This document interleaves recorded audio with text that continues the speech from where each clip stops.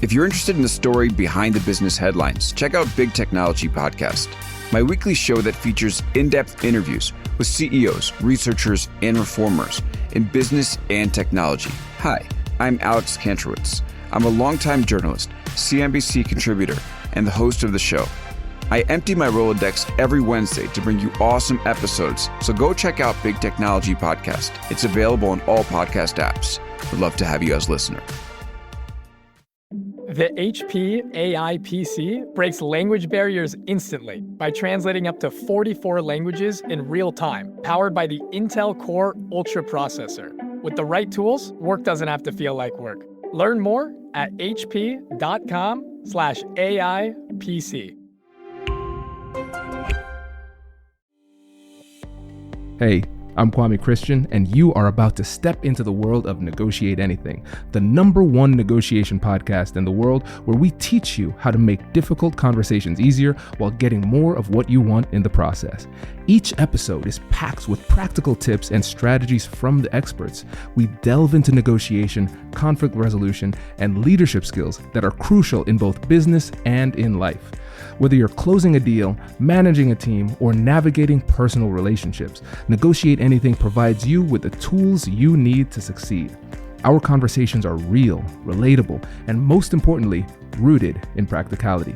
So if you're ready to transform your conversations and elevate your negotiation skills, join me on Negotiate Anything. Subscribe and listen on Apple Podcasts, Spotify, or wherever you love to listen. Let's make every conversation a winning negotiation. All right, I have a very special guest today, Kwame Christian. Welcome to the show.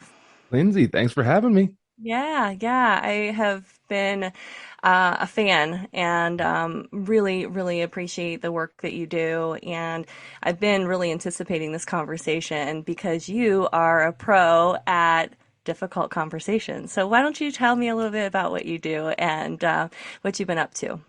Yeah, so I think as we get started in this conversation about difficult conversations, it's important to think about my origin in this, because I came to this field because I was profoundly bad at having difficult conversations.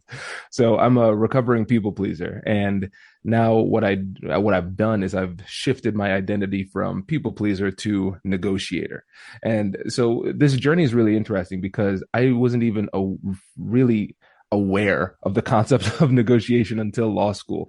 And the only reason I took the negotiation course was because it fit into my schedule. And when I took the course, it was eye-opening because it was the first time I saw that this is a skill, not just a talent. I could actually learn how to get better. I could advocate for myself. I can stand up for myself, and I have the formula. So I was obsessed with it. So we had these negotiation competitions at school, and I competed in that with my partner, and we won that competition. And then that gave us the opportunity to represent the school at the American Bar Association competition in Ottawa, Ontario. And we went and we won that competition as well. So I was hooked. And so I was saying to myself, this is great. I want to do this: conflict resolution, negotiation, alternative dispute resolution, because every time I did it successfully, it was a vote in favor for the man that I actually want to be. But for me, when I had opportunities to teach other people and see them have that aha moment, that's when I said, I need to teach this to other folks. And so that's what led me to start the American Negotiation Institute. And that's what we do. We have the #1 negotiation podcast in the world, Negotiate Anything. And we get to serve some of the largest organizations in the world, teaching people how to negotiate and resolve conflicts. Wow. I love hearing that it's a skill. It's not a talent, folks. It is a skill, so it can be learned, and that's amazing. I was reading, you're also a best-selling author too, by the way. So you've got a couple books, and one I recently read was Finding Confidence in Conflict, and I really love that book. And right off the bat, you kind of start with your origin story, kind of how this whole thing got started. And I wanted to see if you could tell us a little bit about Kwame on the playground in rural Ohio, Tiffin, Ohio, and your experiences. Like, how did you become a people pleaser? I felt like that was the start of where that all started for you. Yeah, absolutely. And I think for everybody, there is some origin story. Like there's something that was the catalyst to this type of behavior. And sometimes it's just your personality. But for me, it was more just that childhood experience. So I'm a first generation Caribbean American. My dad's from Dominica, my mom's from Guyana. And so we moved into a small town called Tiffin, Ohio, and it is not known for its diversity. So Yep, I've my been family, there. yeah, my family was very, very different. And I remember when I was 6 years old in first grade, there was a situation on the playground at recess. And I would go to different kids on the playground. I would say, "Hey, can I play with you?" And they said no. Go up to Mm, somebody else. "Hey, can I play with you?" They said no. And the whole pattern just repeated throughout the entire recess. And I tried to keep it together, but my heart was broken. I went inside and I just started crying. And the teacher asked, "What's mm, wrong?" And I said, "Nobody would play with me." And so for me at that moment, I said, no matter what I do, I guarantee you that I will never feel this way again. And so I said, I'm going to make sure everybody's my friend. And so for me, when you look at it from the outside looking in, it looks really successful because I became the most popular kid in school. Everybody knew my name. I knew everybody else's name. It was a success in that regard. But then what it took for me to maintain that, that's what the problem was. Because I said, I'm not going to say or do anything that could jeopardize the friendships and relationships I worked so hard to create. And so I would agree when I actually disagreed. And if I mm, had any problems, I would just keep it all to myself. And so that was something that was a challenge for me just all throughout my life until college, when one of my mentors said, you have to recognize you have big dreams. There are things that you want to accomplish, but you're not going to be able to accomplish those if you're not willing to stand up for yourself and have these tough conversations. And he taught me that there was a difference between being liked and being respected. Those are not the same things. And mm. so he helped me to understand that mentality, but I still didn't know how. And it wasn't until I learned about negotiation that I learned the skill set that was necessary to put it into action. Wow. Wow, isn't that something? You kind of had this moment where you're like, this isn't working for me, all these sort of things that you were doing, even though they, like you said, they were successful in the moment and at the time. It wasn't really, maybe a sustainable way to live your life moving forward. So I love that acknowledgement and always give a shout out to the mentors in our lives that sort of, see something, say something profound and leaves an impression on us, right? And like, okay, how do we translate that and do something different? So amazing. Yeah, So absolutely. yeah, yeah. So I love this quote, and I feel like I've heard this. It's probably in your podcast, or maybe you've shared it with me before. But the best things in life often are on the other side of difficult conversations, and I think that is such an excellent quote and something to be reminded of. What do you think people, maybe people's perceptions or myths about difficult conversations that prevent people from doing so? I think one thing that holds people back is the fear that it will ruin the relationship. Mm, And that's something that holds people back. They're afraid of the response of the other party. And so that either completely holds them back from having the conversation, they avoid it completely, or when they're in the conversation, they don't say what needs to be said. So they're not wholeheartedly engaged, they're not vulnerable and transparent. So even though communication is happening, the true messages are not being sent.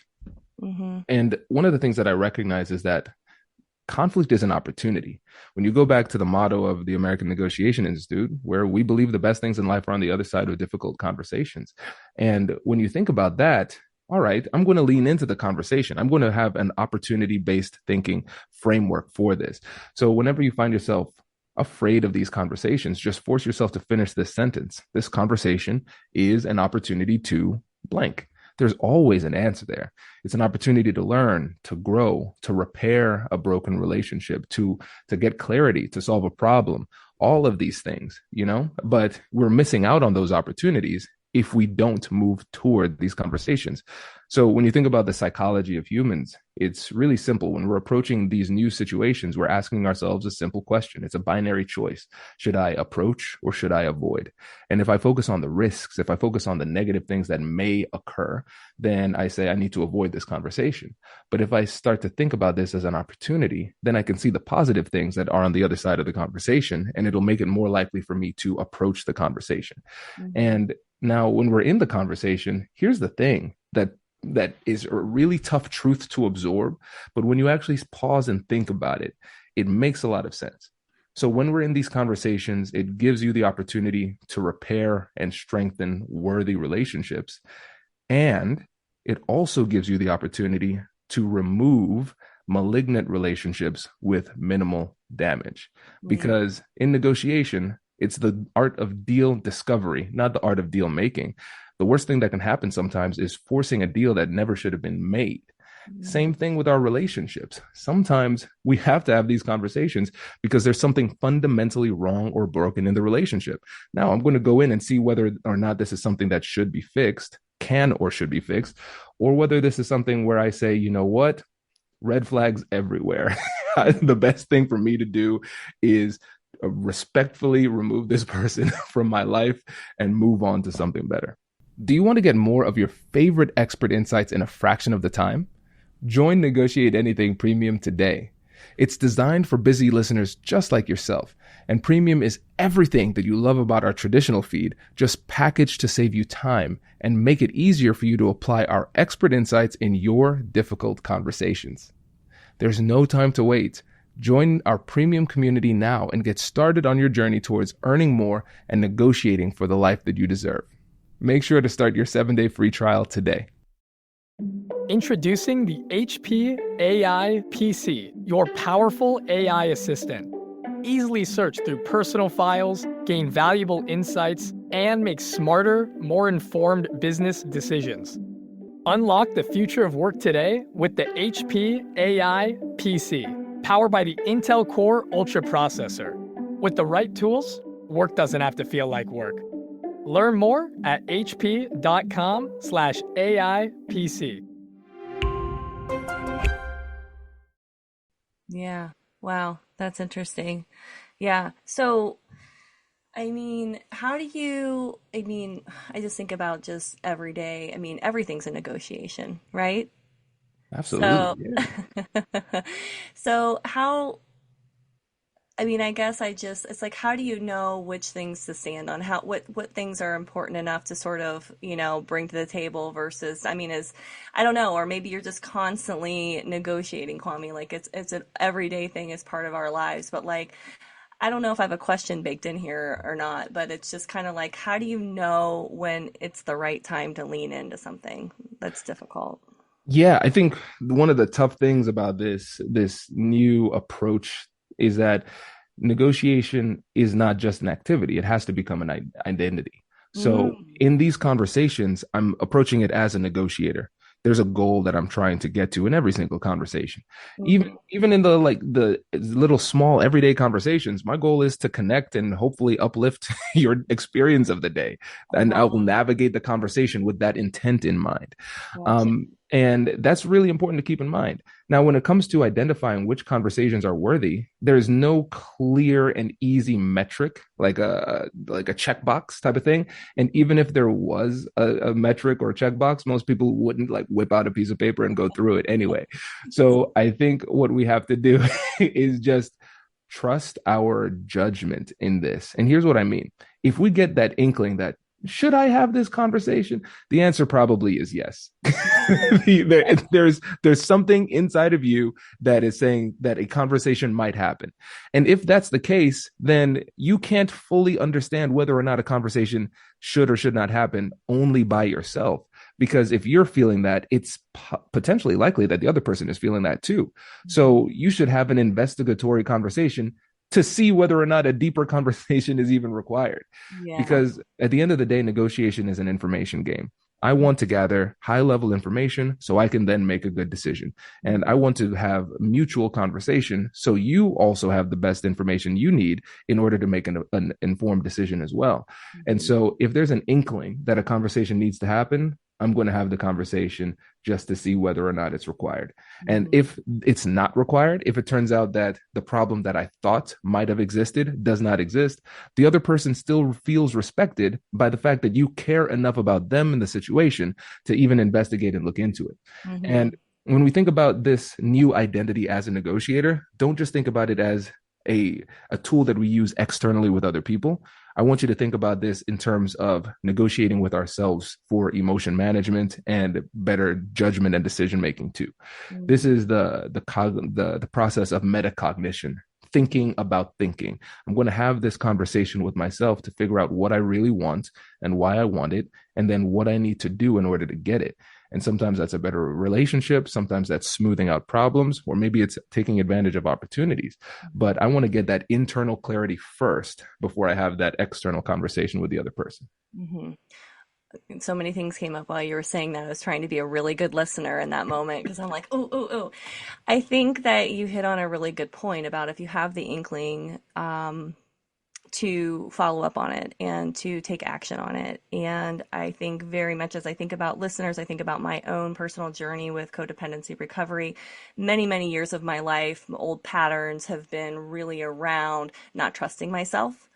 And, it's like, oh, I have this feeling, oh, that's nothing, or, and so I will, for many, many years have discarded it as, unimportant, or I didn't have enough self-worth to be able to, feel like I could even say anything. Right. And so, kind of appreciate that as sort of a little nudge to everyone to, just listen to those inner nudges and those inklings to take action, because if you're feeling that way, trust yourself.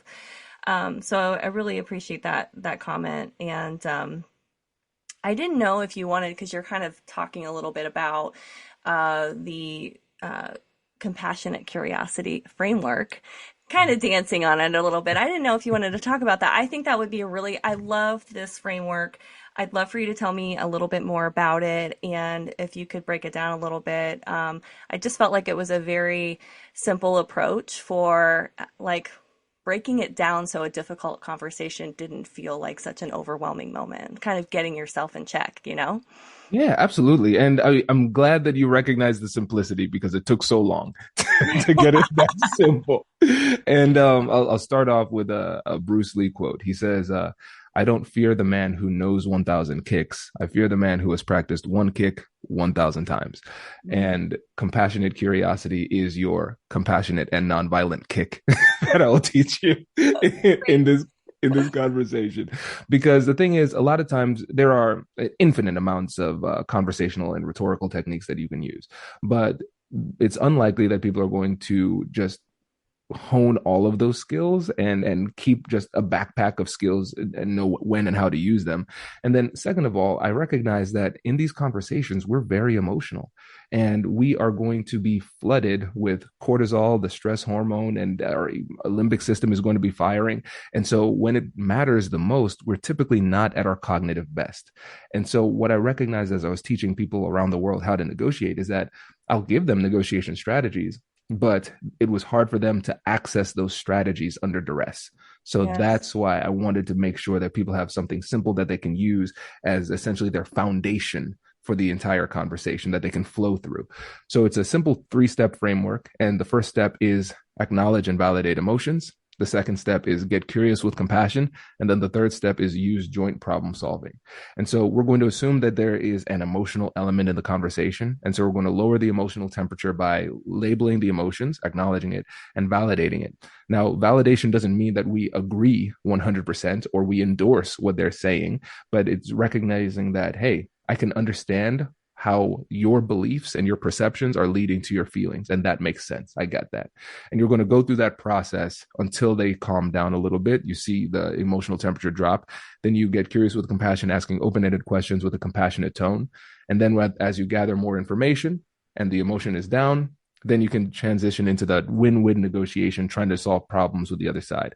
And then the same framework can be utilized internally as a tool of introspection, emotion management, and decision making.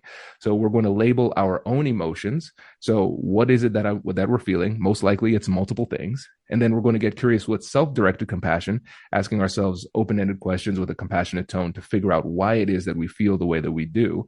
And then when we're using joint problem solving, what we're doing is we're reconciling the differences between our hearts and our minds. So what would satisfy me emotionally in this moment? And then what should I actually do in this situation to make the situation better? And you can do that before the conversation if you feel that anxiety, stress, or fear going into the conversation. And even during the conversation, if you start to get good at practicing this in the moment, you can take a deep breath, maybe take some notes and gather yourself in the moment and go through it really quickly, and then come back to the conversation just a little bit more refreshed and with a little bit more focus too. Yeah, I appreciate the breakdown. Yeah, I really liked sort of the internal like sort of preparation too. Like, I'm trying to remember if it was around this particular framework, or if it was like another part of your book. But I really liked sort of jotting down what it is you're looking for, and how are you feeling, heart and mind, about this, and I think that oftentimes, the emotional does take over and you don't take time to have that reflective moment with yourself. And so I really kind of appreciated that. I had a recent situation happen to me where I had to have a difficult conversation. And it was interesting because I didn't take action right away. And so you talk about that too in the book, like, hey, don't wait too long, like get on that. But for me, I needed to take a minute to really, because I was very emotional about it, but it took me a moment with myself to kind of work through, okay, what's going on here? Why do I feel this way? What do I think the intent was of the other person? Can we give them the benefit of the doubt? So there was a lot of preparation on my part and self-talk to work myself up to say, okay, I'm going to lean in and I'm going to have this difficult conversation. And it was like kind of validating when I read that in your book, that I was like, oh, I did that. Now I took a week to get there, but I still move forward. And I was really proud of how I handled that and how I kind of represented myself in that moment. So yeah, taking that time for yourself and making sure where you're at is really important. And thinking about where they're at too, I love the empathy and sort of assuming the best for humanity, right? We're all human beings here. We always just have a different perspective that we're bringing to the table. Absolutely. And Lindsay, first of all, kudos for having the conversation. And secondly, there are two things that I want to pull out from this. First, we have to recognize that emotions often precede understanding. So a lot of times we'll be confronted with a situation or a potential conversation and we'll feel a certain way about that, but we won't even understand why. And so our limbic system, our amygdala, often can make that read faster. And then it's our job to go through that introspective process to figure out what that emotional signal is. And so that clarity is really important. We can't assume that we understand ourselves, So and, and that can be really humbling. And then the second thing is, once you had the conversation, what did you feel? You felt proud. You felt pride. And what we have to do is, sometimes what is required is we need to build up a treasure trove of evidence of our ability to perform in these situations. So let's go back to one of the things that you said. Sometimes in the past, it felt hard to trust yourself. And I think sometimes you can reinterpret confidence as trusting your skills and trusting your ability to perform under certain circumstances. Trusting yourself is just like trusting somebody else. We need multiple positive interactions in order to build trust with other people. And we need multiple positive interactions to build trust with ourselves, utilizing new skills. So when you actually take the time to start having these conversations, despite the fact that you're scared, what you're doing is you're proving to yourself, I can trust myself under these circumstances, and I feel proud after the fact. And so you're starting to build this habit of engagement. It's a complete reframe of everything else. Because if you have that habit of disengagement, what we have is the the cue, and then we have the reward. Like there's an anatomy of the habit creation. So I have a stimulus, and then I have a response, and then I have a reward. And so for disengagement, what it is I have a stimulus, which is a scary conversation. My response is avoidance. And by not doing the scary thing, I feel safe. And so that solidifies the habit. But now we're changing that habit by saying, okay, I have the stimulus, we have the scary conversation, and now I'm actually going to have the conversation. Then I feel proud. The pride is the reward. And so now we're just reprogramming our mind over time to engage really well in these conversations. Yeah, and also reframing the definition of safety, right? So perceived safety, and how, old coping mechanisms and patterns to kind of create a level of safety, in childhood, let's say, versus when you become an adult. I mean, we have agency over our lives and over our choices as adults. And so, yeah, safety is a lot different to me than it used to be. So that's a really interesting thing that you just said there. Okay, cool. Well, I think one final sort of item that I wanted to touch upon was the confidence piece.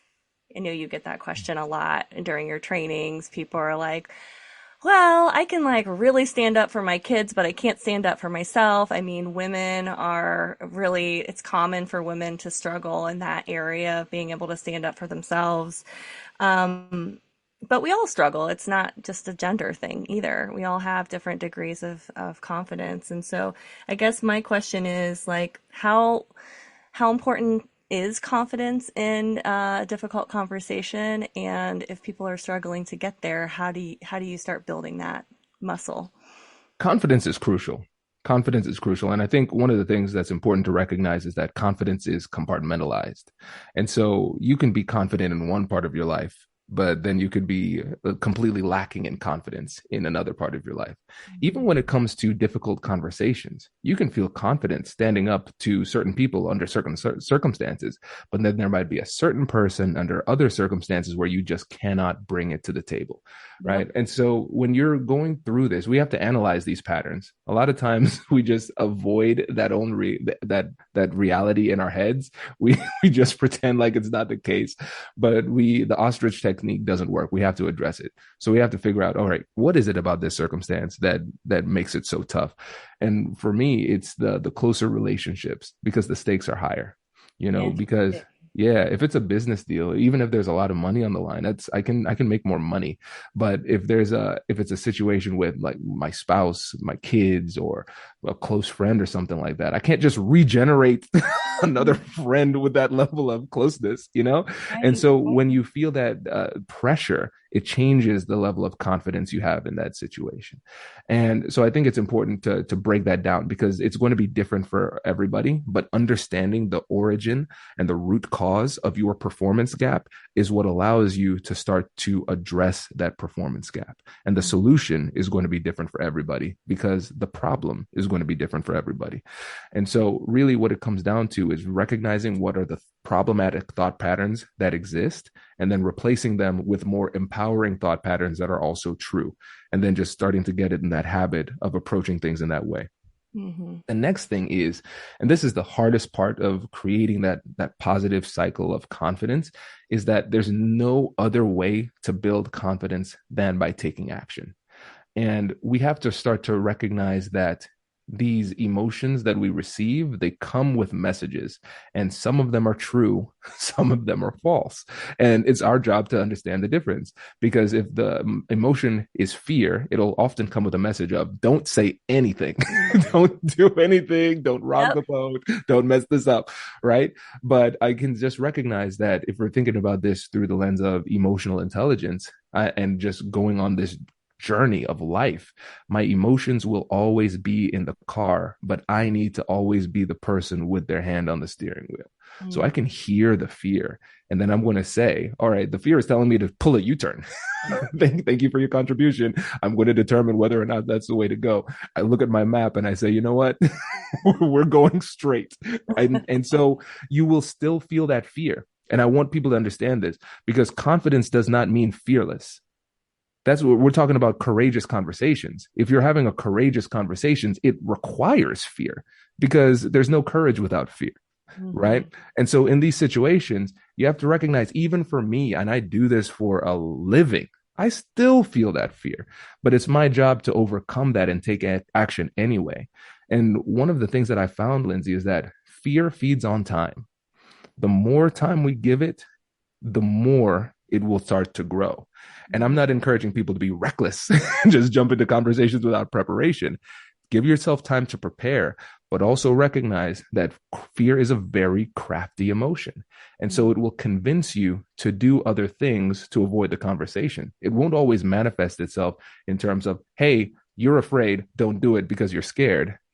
Might say, hey, you know what? You're an intellectual. You need to think this through. Have you done any research on it? Have you listened to you know what? There's a good book you should read before having this whole conversation. Okay. Well, maybe you should talk to this person, set up this all of these things. And then what we're doing is we're creating more space and distance between right now and having the conversation. And then until it gets to a point where it's like 3 months later, and now it'll be really weird to bring it up. Right. And so we just have to recognize that is the pattern that will happen when you let fear have its hand on the wheel. And so building confidence does not mean you're going to be comfortable during that process. And honestly, one last note, this is closely tied to imposter syndrome for me, because this is something that a lot of high performers feel. And it comes from the reality that if we're growing, we're constantly pushing the boundaries of our comfort. If you're not feeling imposter syndrome, likely it's because you're not pushing yourself very hard. And so I have to recognize that imposter syndrome is just part of this journey. It's never going away. This is just part of my story. And now I've reconceptualized it. If I'm feeling that means it's an opportunity for me to level up.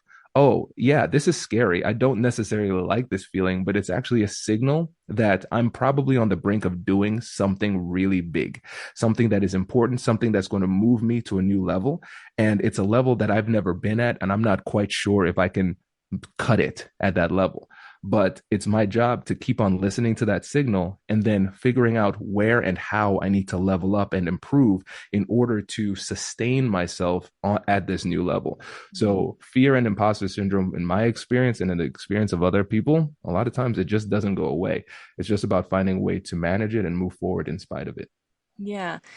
Did you call that productive fear? Is that what you call it? I'm trying to remember what Yeah. you said in your book. I really like that because it's like a way to label. I'm always looking for different perspectives on, like, oh, we have this fear, but like, I was like, yes, it exists, but like hearing that productive fear made me feel like, oh, well, this means I'm doing something with it. I'm taking action. It's actually going to take me to another place. And so I appreciated that and that little nugget there.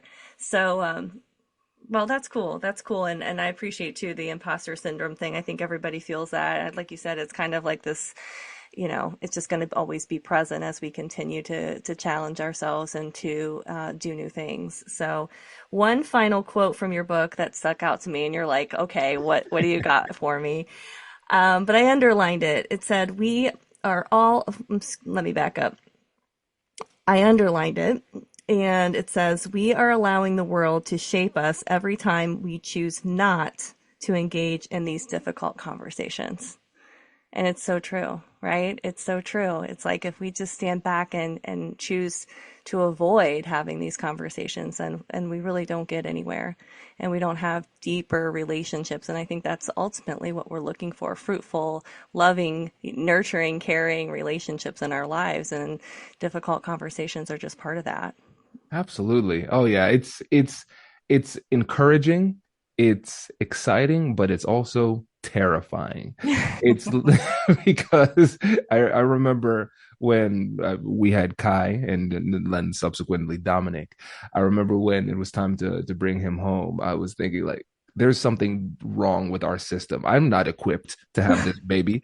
I like, what am I supposed to do to keep another human alive? This is irresponsible, right?